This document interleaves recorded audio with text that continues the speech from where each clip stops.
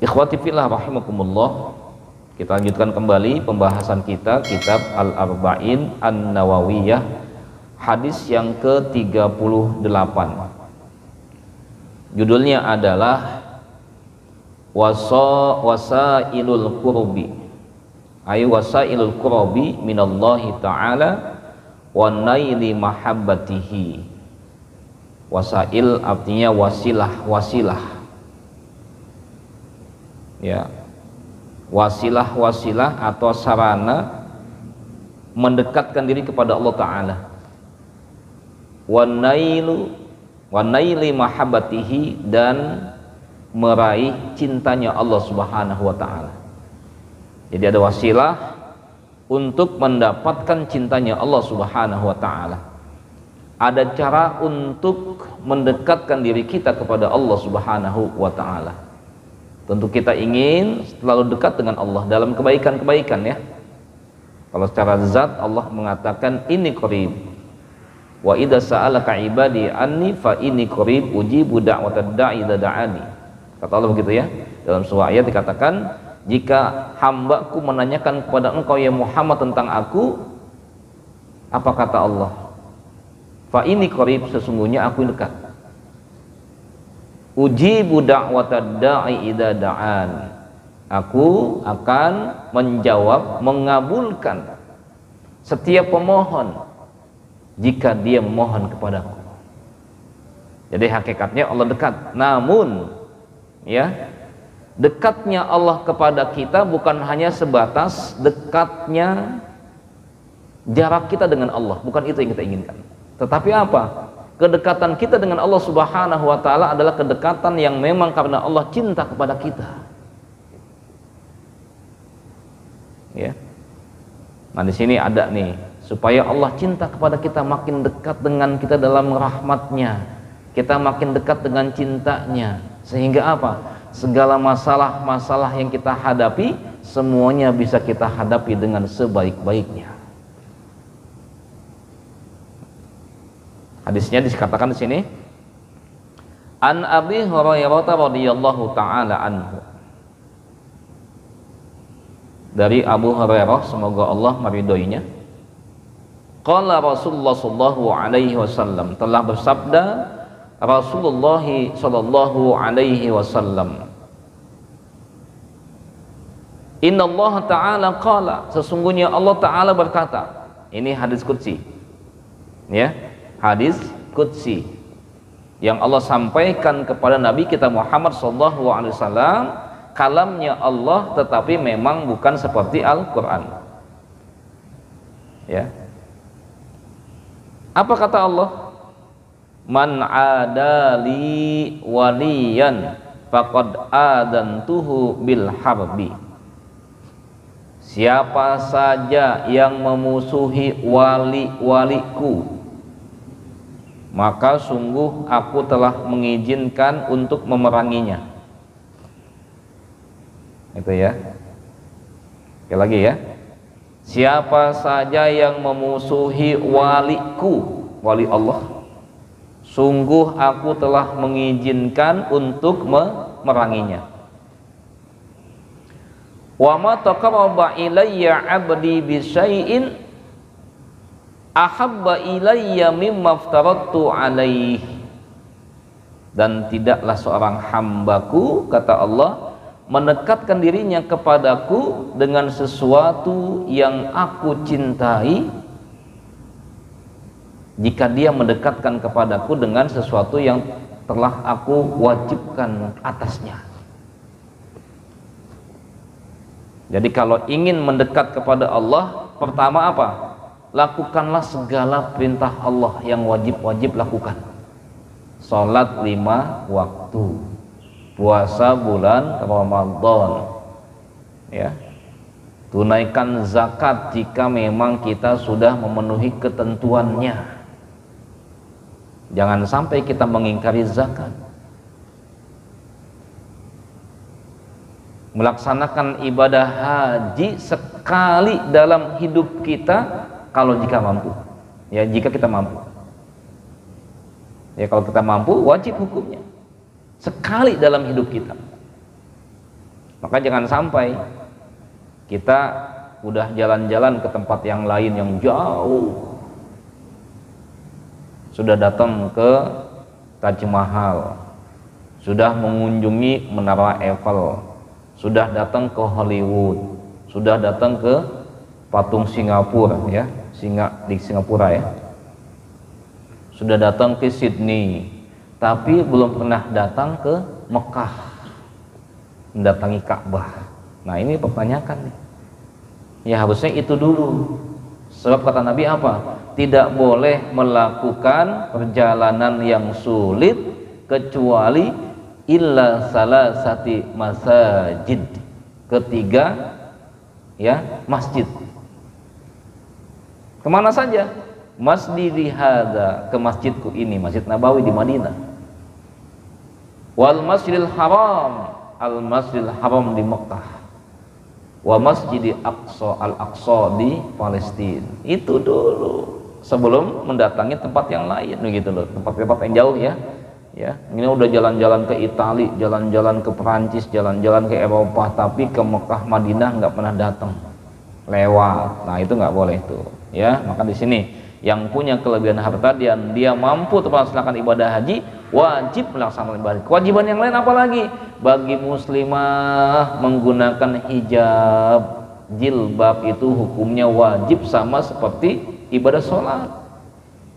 Jangan ngomong begini, saya belum dapat hidayah. Sayang sekali ngomong begitu ya. Ya, jangan begitu. Menutupi aurat itu hukumnya wajib. Nah, di sini yang pertama ya. Kalau kita ingin mendekatkan diri kita kepada Allah Subhanahu wa taala, maka yang pertama adalah apa? Melakukan segala hal yang diwajibkan oleh Allah Subhanahu wa taala. Lanjut hadis.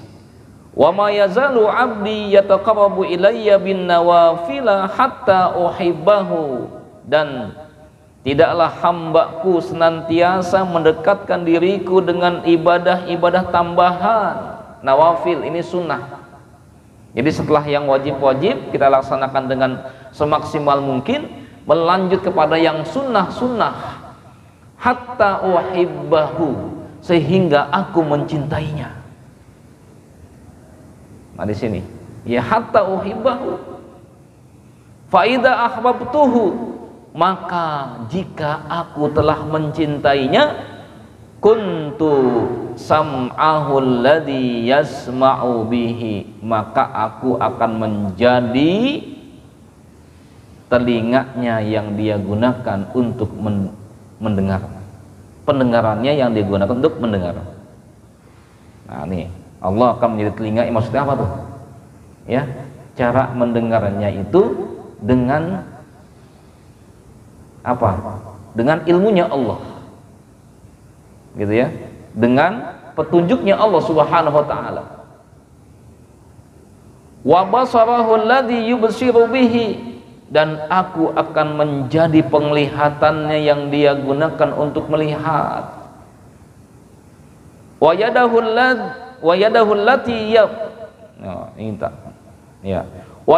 allati yabtisu biha, dan aku akan menjadi tangannya yang dia gunakan untuk menggenggam meraba.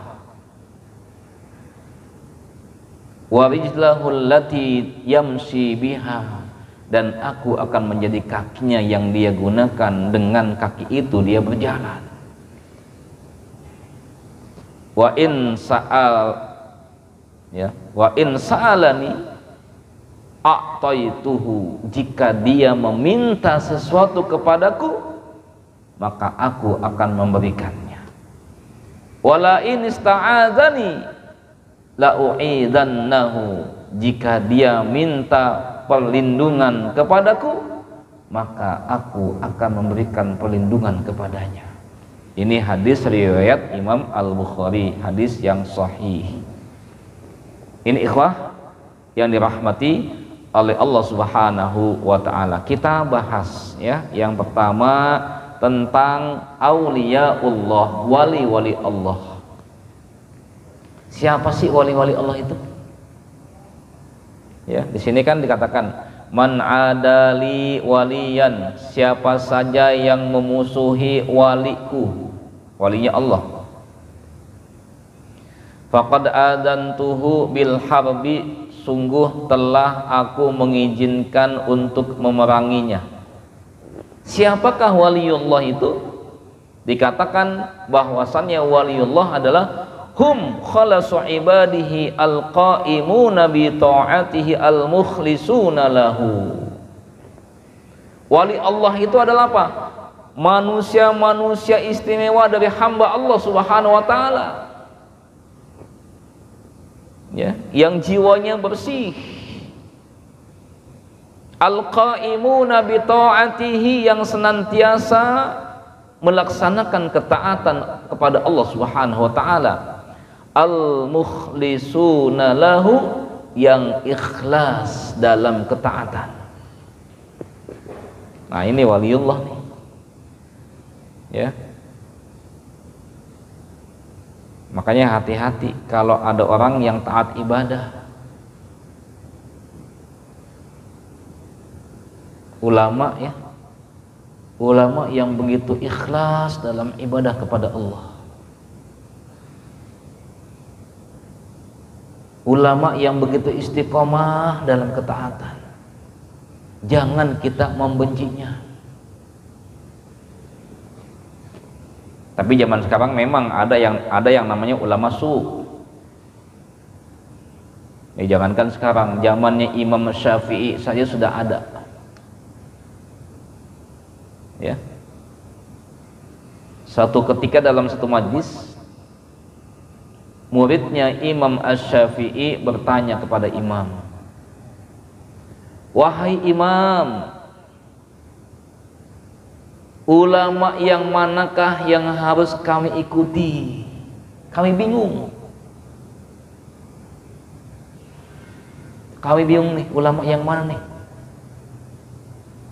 Apa kata Imam Syafi'i rahimahullah? Kata beliau apa? Ulama'u warasatul anbiya, yang harus kalian ikuti adalah ulama yang mewarisi para nabi. Yang bagaimana itu? Masih nanya lagi, bingung. Jadi zamannya Imam Syafi'i itu banyak yang ulama kepleset juga. Ada juga ulama yang menjadi apa? Ya, pengikutnya para penguasa, menjadi anak buahnya para penguasa saat itu. Jadi mengeluarkan fatwa sesuai pesanan penguasa. Kata penguasa, tolong ya keluarkan fatwa tentang ini pokoknya halal. Udah ngikutin tanpa ada kajian-kajian apakah halal apakah haram. Yang penting sesuai dengan pesanan penguasa. Itu terjadi pada zamannya masa Imam Syafi'i. Apalagi zaman sekarang gitu loh. Maka jangan kaget. Ya, ada yang ngakunya apa, ngomongin jago banget di masalah agama ya. Wah, ngeluarin hadis, baca hadisnya fasih, baca ayatnya fasih, tetapi penampilannya kayak LGBT, pakai anting, ya, mukanya pakai make up, bajunya pakai baju wanita. Kan ada yang kayak gitu. Tapi baca hadisnya, ayatnya luar biasa fasih, kita terkesima kalau orang yang nggak ngerti ya. Oh, cakep nih, cakep apaan? Yang kayak gitu ulama su namanya. Kalaupun dia memang ulama su. Atau ada ulama yang menghalalkan yang haram, atau sebaliknya mengharamkan yang halal. Makanya Imam Syafi'i mengatakan, ulama yang harus kalian ikuti adalah ulama warasatul anbiya, ulama pewaris para nabi, yang memang istiqamah dalam ketaatan kepada Allah Subhanahu wa taala, tetap ikhlas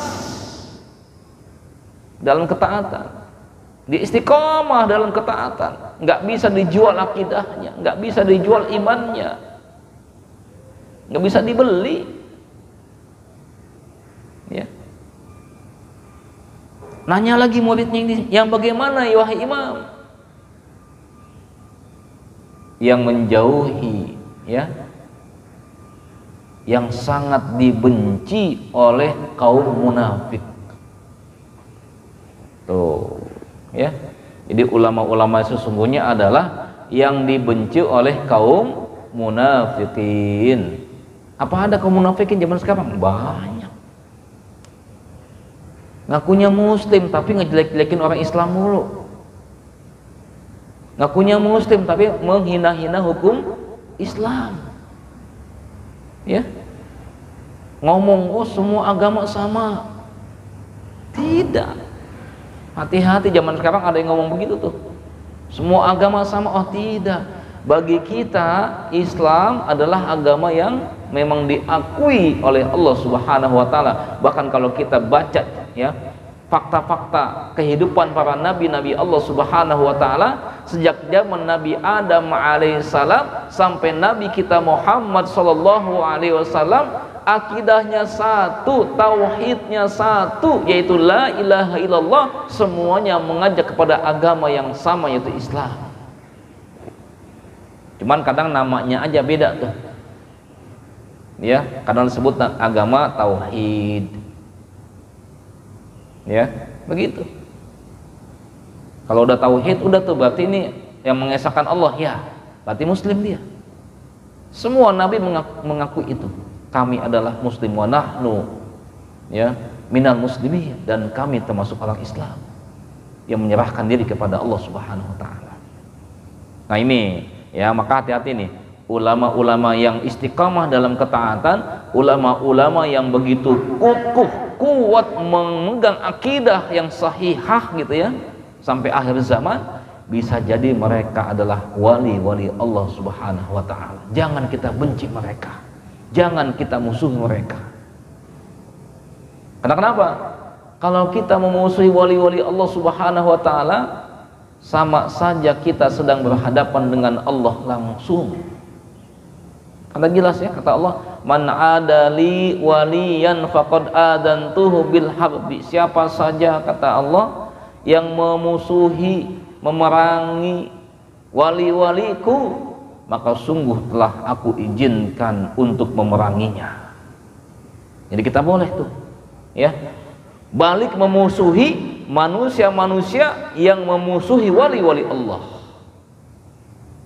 Begitu ya. Baik jemaah yang dirahmati oleh Allah Subhanahu wa taala ini ya.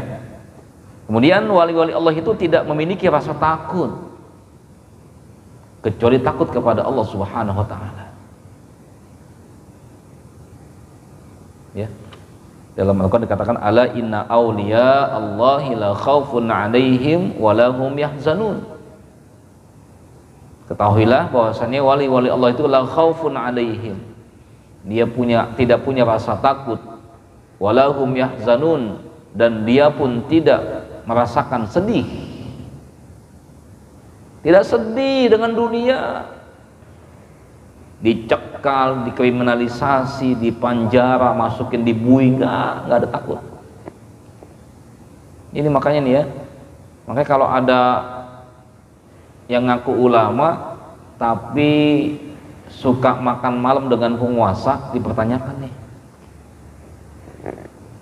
ya. Jadi harusnya apa? Ulama-ulama dulu itu ya sekelas Imam Abu Hanifah, Imam Malik ya, Imam Syafi'i, Imam Ahmad bin Hambal, itu nggak mau dekat-dekat dengan penguasa ya, nggak mau dekat-dekat dengan penguasa. Diundang ke istana nggak mau.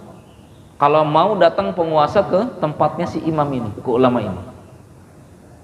Ngapain penguasa datang ke para ulama? Bukan untuk ngasih job, bukan untuk ngasih proyek, tapi apa? Minta nasihat kepada ulama. Begitu harusnya. Datang ya bupati ke ulama ini, bukan buat ngasih amplop, bukan, tapi minta ujangan, minta nasihat. Ya gimana Pak Kiai, gimana Syekh, gimana Ustadz, tolong kasih petunjuk bagi saya untuk memimpin wilayah saya ini sesuai yang Allah sampaikan dalam Al-Quran dan As-Sunnah. supaya saya nggak salah, ini amanah. Jangan sebaliknya ya, ulama malah ngikutin apa kata penguasa, dan lu diam aja lu. Pokoknya apa kata saya iya, iya, enggak, ngikutin apa kata saya. Wah, ini hati-hati, yang kayak gini sudah masuk ulama masuk. Takut saya kalau nentangnya. Nah, tetap ulama yang baik mengingatkan. Ya. Ulama yang sahih, ulama yang benar adalah tetap mengingatkan kepada penguasa kalau salah. Mau terima atau tidak, yang penting sudah diingatkan dan tidak bersanding mesra dengan para penguasa. Ini ikhwah ya. Siapakah yang paling utama dari wali-wali Allah Subhanahu wa taala? Afdhalul auliya illah ta'ala humul anbiya'i wa rusul. Yang paling utama daripada wali-wali Allah Subhanahu wa taala adalah para nabi dan rasul. Nah ini nih. Jadi nabi, rasul itu wali Allah semuanya. Makanya siapa saja yang memusuhi nabi-nabi dan rasulku, gitu ya, sungguh telah aku izinkan untuk memeranginya. Diperangi, silakan tuh. Boleh. Ya. Ini al-ma'sum nih. Wa afdalul awliya ba'dal anbiya wa rusul ashabu rasulillahi sallallahu alaihi wasallam. Setelah nabi dan rasul, siapa yang paling baik daripada wali-wali Allah? Para sahabatnya. Dia para sahabatnya wali-wali Allah nih. Ya. Yang utama Abu Bakar Siddiq. Ya, kemudian Umar, Utsman, Ali bin Abi Thalib, sahabat-sahabat semuanya, Bilal bin Rabah, Muaz bin Jabal, Abu Hurairah, ya, Usamah bin Zaid, Zaid bin Sabit, seterusnya banyak yang jumlahnya ribuan. Itu wali-wali Allah tuh. Kenapa mereka disebut yang kedua setelah para nabi dan rasul?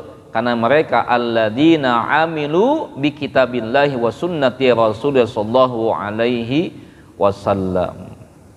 Nah di sini, karena mereka ini telah mengamalkan kitab Allah dan sunnah Rasulullah sallallahu alaihi wasallam. Ya. Setelah itu siapa lagi? Setelah sahabat, tabi'in. Tabi'in adalah pengikut para sahabat. Ya. Yang istiqomah taat kepada Allah dan Rasulnya, namun tidak sempat bertemu dengan Rasulullah. Itu tabi'in. Jadi generasi yang kedua nih. Generasi pertama kan sahabat ya. Generasi kedua adalah tabi'in. Nah, setelahnya adalah wali yang terbaik pada level yang ketiga adalah apa? Tabi'ut tabi'in. Inilah yang disebut dengan ulama salafus salih, salaful ummah. Inilah yang disebut dengan ulama salaf. Jadi ketiga masa ini adalah masa salaf, salafi. Ya. Maka sebenarnya kalau sebut salafi itu bukan seperti yang sekarang gitu loh. Ya, identik celana cingkrang gitu ya. Bukan itu sebenarnya. Identik jidatnya hitam, enggak begitu. Ya, identik anti kunut, anti maulid, enggak begitu. Ya. Kalau lihat ke generasi salaf yang sesungguhnya, ya generasi sahabat bersama dengan Rasul sallallahu alaihi wasallam, kemudian generasinya tabi'in, ya, tabi'in, kemudian tabi'in. Inilah tiga generasi yang dipuji oleh Nabi Muhammad sallallahu alaihi wasallam. Kata Nabi apa? Khairul quruni qarni. Sebaik-baik zaman, sebaik-baik abad, sebaik-baik generasi adalah generasiku. Ya, generasiku di sini adalah generasi aku hidup bersama dengan sahabat. Summalladzi yalunahu, kemudian yang berikutnya. Ya, generasi berikutnya yang kedua adalah generasi tabi'in.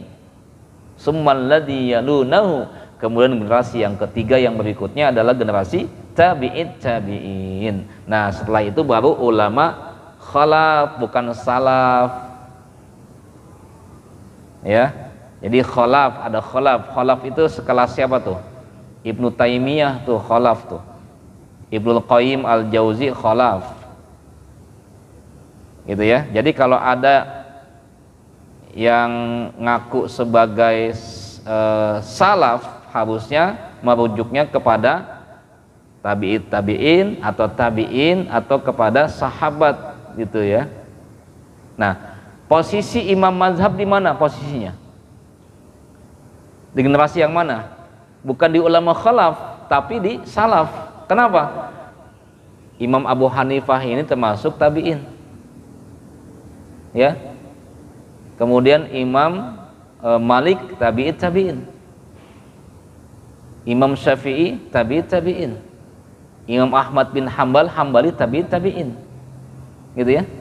Nah, setelahnya adalah khalaf nih.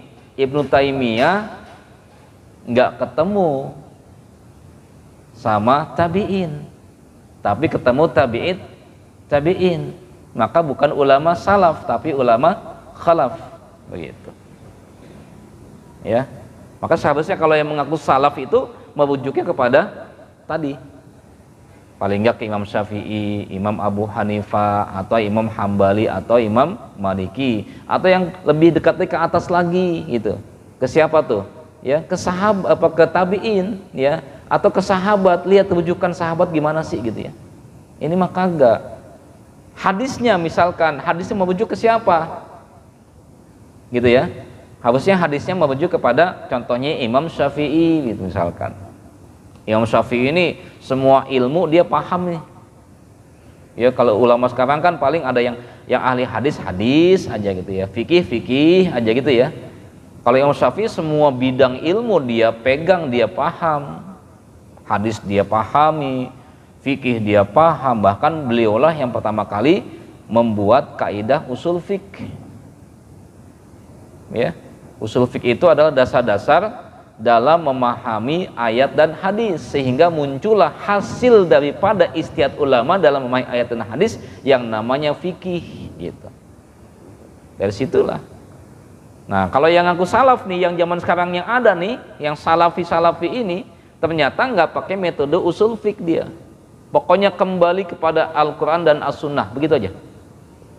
Kita harus kembali kepada Al-Quran dan As-Sunnah. Apakah bisa langsung kita kembali kepada Al-Quran dan As-Sunnah? Nggak bisa, tanpa mempelajari apa yang dipelajari dan pahami oleh para ulama-ulama sebelumnya. Nggak bisa, harus kita pahami dulu bagaimana pemahaman ulama-ulama sebelum kita gitu loh. Nah, ini jamaah yang dirahmati semua. Saya sedikit menyampaikan ya. Jadi tahap-tahapan wali-wali Allah itu subhanallah banyak sekali. Ya, dari yang paling tinggi adalah para nabi dan Rasulullah subhanahu wa ta'ala, selanjutnya para sahabat-sahabat Rasulullah SAW, selanjutnya adalah generasi ya tabi'in, itu wali-wali Allah. Berikutnya adalah generasi tabi'in, wali-wali. Maka nih 4 imam ini waliullah semuanya nih. Wali-wali Allah nih, jangan sembarangan ya. Imam Abu Hanifah itu ada karomahnya, banyak karomahnya loh. Contohnya aja ada karomah ya, Imam Abu Hanifah. Satu ketika tetangganya ada yang kesurupan. Dia kemasukan setan, jin. Sampai telanjang-telanjang ya. Datang nih orang tua mendatangi kediaman Imam Abu Hanifah, minta tolong, wahai imam, itu anakku itu kemasukan jin, tolonglah engkau bantu. Nah, kebetulan Imam Syafi'i di rumah, Imam Abu Hanifah di rumahnya itu sedang banyak tamu, nggak mungkin tinggalin ya. Apa kata Imam Abu Hanifah? Begini aja Pak, nih bawa sendal saya, ya. Tunjukin ke jin yang ada di anak bapak itu, kasih tahu bahwasannya ini sendalnya Imam Abu Hanifah sebentar lagi mau datang. Begitu? Iya, bawa. Agak bingung juga nih si bapak ini. Sudah, bawa sendalku. Dibawa sendalnya, ditunjukin ke si jin, ya jin, ini sendalnya Imam Abu Hanifah. Sebentar lagi dia akan datang ingin menemuimu. Apa kata si jin yang ada dalam tubuh si anak? Ampun, ampun, ampun. Aku akan keluar dari tubuh anakmu ini. Kalaupun memang aku harus pergi dari Baghdad, aku akan pergi ke tempat lain. Coba bayangin sendalnya doang. Karomahnya kan itu ya. Itu waliullah tuh. Coba sendal kita gimana? Sendal kita bau apek, bau sikil.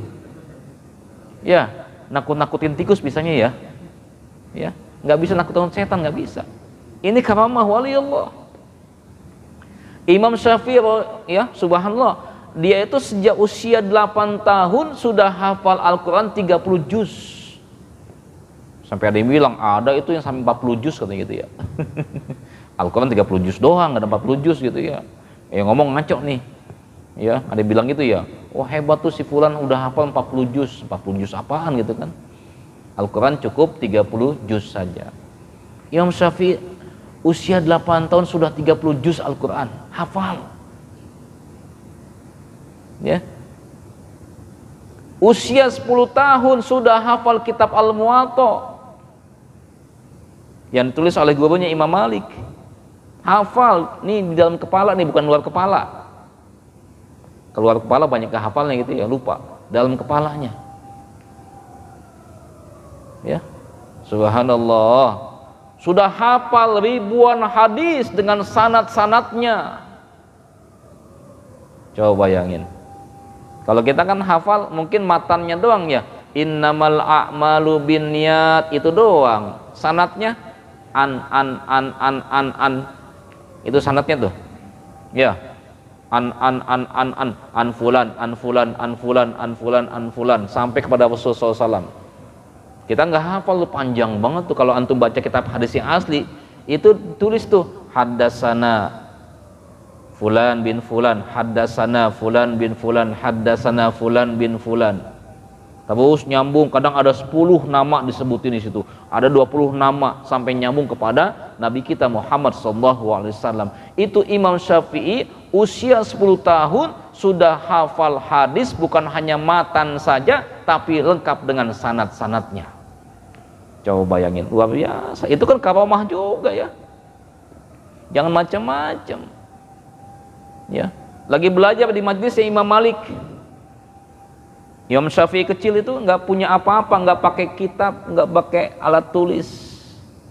Imam Malik ceramah, menyampaikan hadis. Imam Syafi'i hanya apa?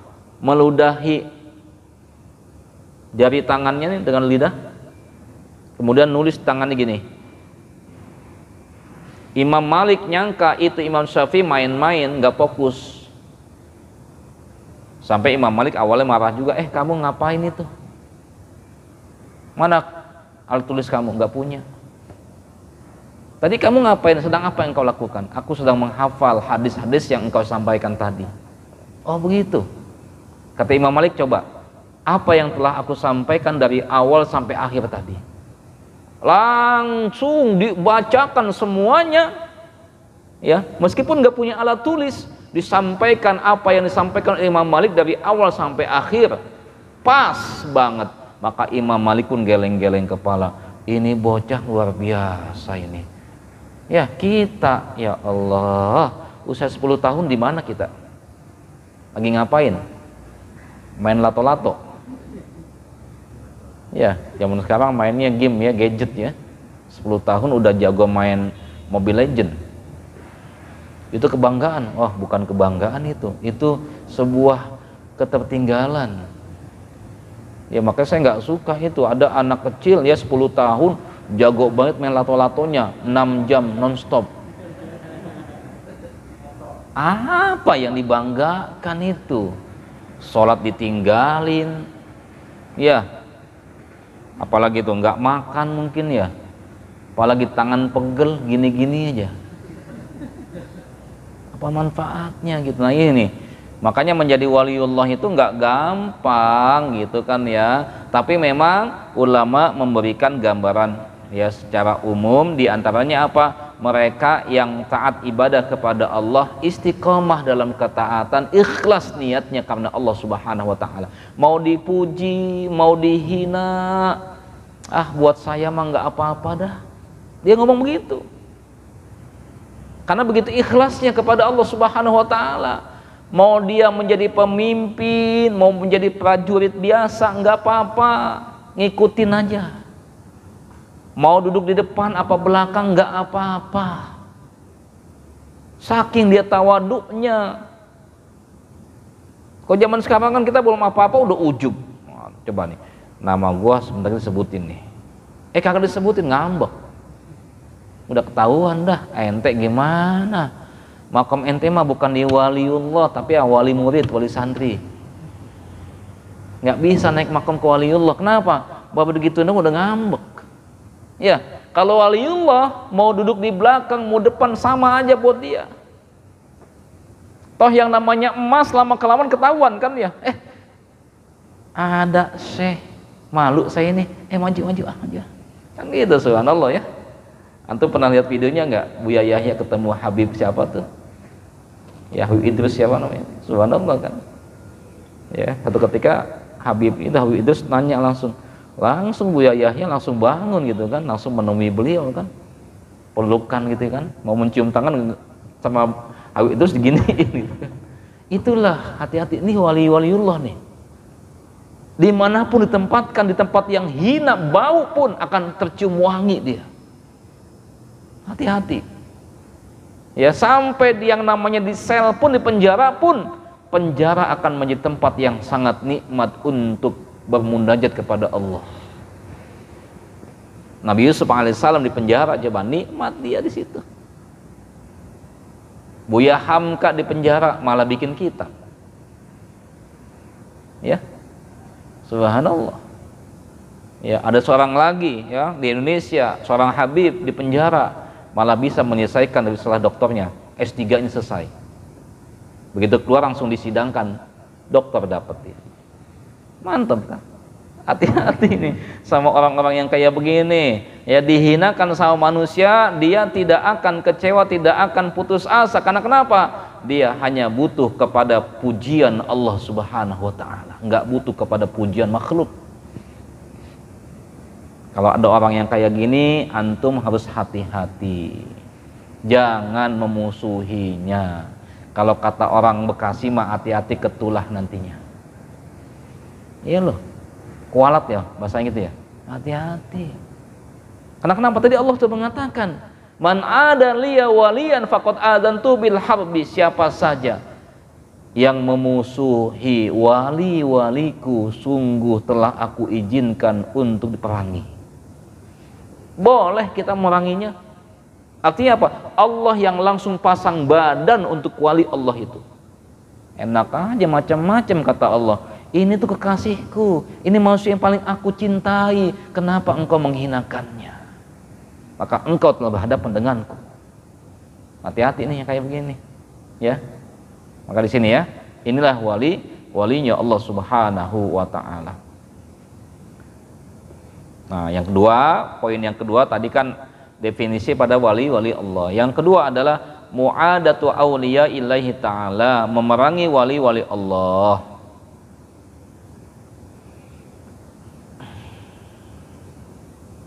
Inna kulla may yu'di mu'minan taqiyan aw ya'tadi alaihi fi malihi aw nafsi aw abdihi fa inna ta'ala bi ilmihi annahu muharibun lahu. Ini ya, tadi sudah saya sampaikan nih, sesungguhnya siapa saja yang membenci, menyakiti, menzalimi mukmin yang bertakwa kepada Allah, yang memusuhinya, menyakitinya baik hartanya, jiwanya, kehormatannya, maka sesungguhnya Allah Subhanahu wa taala dengan ilmunya akan memeranginya.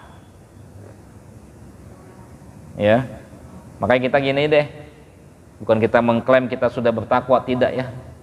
Coba kita menjadi hamba Allah yang taat, hamba Allah yang istiqomah dalam kebaikan-kebaikan.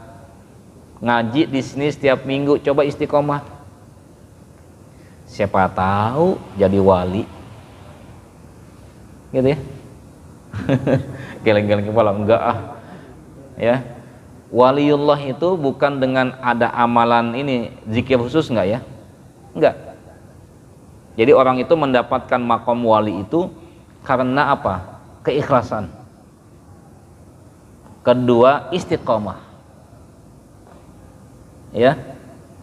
Itu dia, minimal dua nih, keikhlasan dan istiqomah dalam ketakwaan dan ketaatan, istiqomah dia, sehingga nanti Allah akan memberikan karomah, kemuliaan kepadanya. Karomah ini hampir mirip dengan mukjizat yang Allah berikan kepada Nabi, kadang di luar logika manusia. Oh, masa sih? Makanya kalau antum misalkan diceritakan ada seseorang yang bisa menghilang gitu, padahal nggak hilang, itu Allah kasih karomah tuh, ya. Ada orang yang akan menzolimi dia, ternyata tidak bisa menzoliminya, itu Allah kasih karomah. Itu yang punya siapa? Wali-wali Allah selain Nabi, ya. Wali-wali selain Nabi. Contoh sahabat Nabi lah, Umar ibnul Khattab radhiyallahu an. Dia ini bisa pandangannya tembus jauh ke tempat yang sangat jauh, dengan izin Allah tentunya. Beliau ketika khutbah Jumat di salah satu Jumat gitu ya, beliau khutbahnya di Baghdad, di Irak.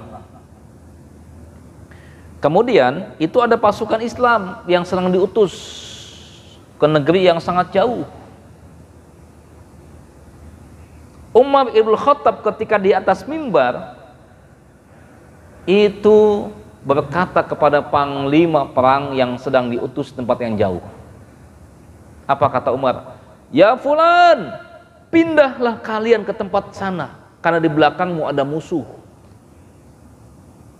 Ucapan Umar di Baghdad sampai terdengar oleh panglima perang yang ada di tempat itu. Luar biasa tuh, ya. Kalau kita punya pemimpin kayak gini mantap, ya. Dia presiden, makomnya wali, wah mantap deh ya. Pengen kayak gitu ya.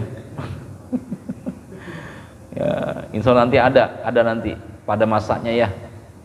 Ya, al khilafah ala manhajin nubuwah, nanti ada manhajin nubuwah, ada masanya nanti. Ya, kalau sekarang kan dalam bahasa hadis kan adalah masanya apa tuh, malikul ad, raja-raja yang menggigit gitu loh. Yang digigit siapa? Umat Islam, digigit-gigitin mulu. Tapi insya Allah umat Islam tidak akan goyah dengan imannya, begitu ya. Serusak apapun zaman, kata Nabi, akan ada ta'ifah, sekelompok dari umatku, ya, zahirina alal haqqi, yang tetap mengumandangkan kebenaran, membela kebenaran. Tetap ada kelompok itu, jangan takut.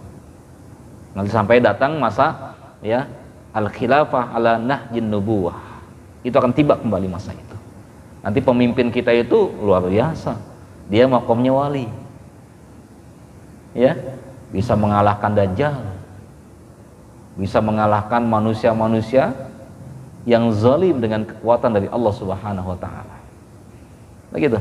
Ini jamaah yang dirahmati oleh Allah Subhanahu wa taala. Apakah waktu sholat sudah masuk? Belum ya? Baik ya. Itu ya. Jadi jangan sampai kita menjadi orang yang memusuhi para wali-wali Allah Subhanahu wa taala, ya.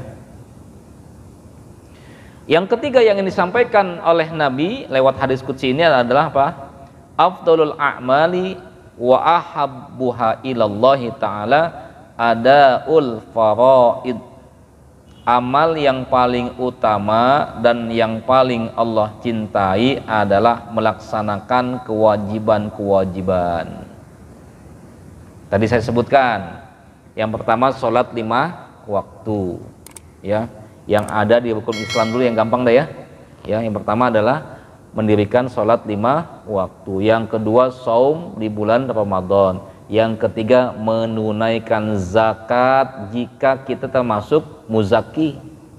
Ya, kita sudah punya harta yang lebih dari nisab atau sudah mencapai nisab atau lebih gitu ya, dan sudah dimiliki secara ya benar selama 1 tahun 1 haul, wajib dikeluarkan zakat malnya, yaitu 2,5%-nya saja gitu. Ini wajib nih. Apalagi yang wajib? Haji, ibadah haji. Dan kewajiban yang lain yang tidak terdapat dalam rukun Islam itu, yang lain adalah bagi muslimah menggunakan hijab. Ya, menjawab salam jika ada yang mengucapkan salam. Assalamualaikum warahmatullahi. Waalaikumsalam warahmatullah. Ada peminta-minta, Assalamualaikum. Jangan jawabnya nggak ada, jangan. Tapi Waalaikumsalam. Kadang kita begitu ya, Assalamualaikum. Wah, ini salamnya pengemis nih. Minta sumbangan nih. Kenapa? Lemes banget. Nggak ada. Yang punya rumahnya nggak ada. Padahal ngomong di dalam ya. Jangan gitu, jawab salam dulu. Waalaikumsalam warahmatullahi wabarakatuh. Mohon maaf ya, kami tidak bisa ngasih, itu aja. Itu kewajiban menjawab salam. Ya, apalagi ya sholat jenazah fardu juga tuh. Ya, meskipun fardu kifayah, coba utamakan. Meskipun fardu kifayah, coba usahakan kita kalau ada waktu, tahu gitu ada kematian, usahakan melaksanakan sholat jenazah. Apalagi ya, menjawab undangan, menghadiri undangan jika kita diundang. Ya, kalau nggak ada udzur ya, misalkan nggak lupa gitu ya, nggak ada kesibukan yang mendesak, misalkan kita shiftnya shift malam misalkan gitu, nggak mungkin datang nih gitu kan, atau shift 2 waktunya nggak bisa. Nah itu pokoknya kewajiban-kewajiban. Ini adalah afdalnya amal dan paling Allah cintai. Jangan diutamakan yang sunnah-sunnah, sedangkan yang wajib-wajib belum nih. Coba yang wajib-wajib dulu. Kalau yang wajib-wajib sudah istiqomah, nanti lanjut tuh ke yang sunnah-sunnah. Tapi boleh ya, sambilan sedikit-sedikit yang sunnah-sunnah boleh gitu. Tapi jangan saya mengutamakan yang sunnah-sunnah gitu, yang wajibnya diabaikan. Ada yang tahajud malam gitu kan, nggak tahu subuhnya kelewat. Jangan. Mendingan subuh dulu. Gitu ya, kadang begitu ya. Ada yang zikir bersama sampai subuh, subuhnya nggak sholat. Jangan. Gitu ya. Maka di sini ikhwah yang dirahmati oleh Allah Subhanahu wa taala, kita harus tahu mana ibadah yang lebih utama kita laksanakan dan paling Allah cintai, gitu ya. Tahapannya ada demikian. Jadi yang wajib-wajib dulu kita laksanakan, setelah itu lanjut dengan yang sunnah-sunnahnya. Wallahu a'lam bishawab. Sementara itu ya yang dapat saya sampaikan. Nanti kita akan bahas kembali pada pertemuan di bulan yang akan datang dengan izin Allah Subhanahu wa taala. Wallahu a'lam bishawab. Aqulu qouli hadza wa astaghfirullah li wa lakum. Wassalamu alaikum warahmatullahi wabarakatuh.